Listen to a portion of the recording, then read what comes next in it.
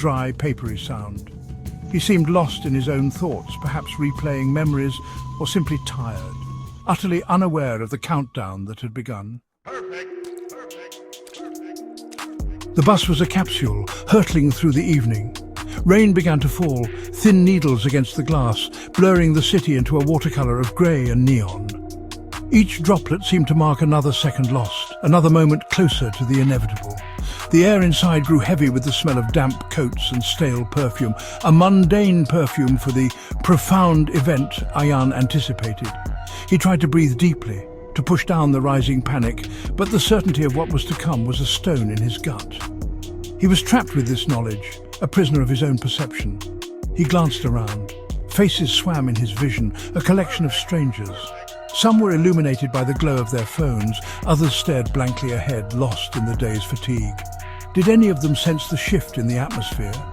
The subtle dimming of the light that seemed to cling to the old man? No, they were insulated by their own lives, their own small dramas.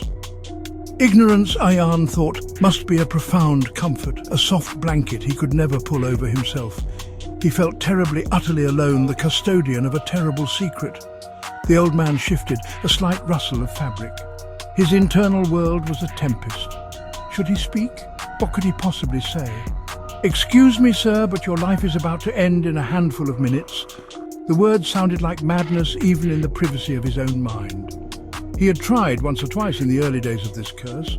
The reactions were always the same. Disbelief, quickly followed by fear or scorn, sometimes pity.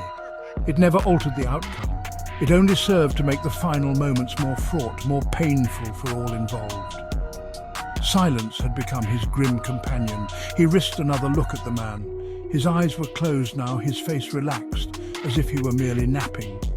But Ayan knew it wasn't sleep. It was something else, a quiet surrender before the final curtain call.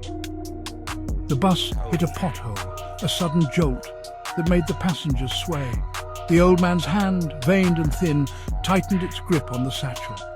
The clock in Ayan's mind ticked without mercy, 6 minutes remaining. The pressure in his chest was immense, a physical manifestation of his silent, screaming dread.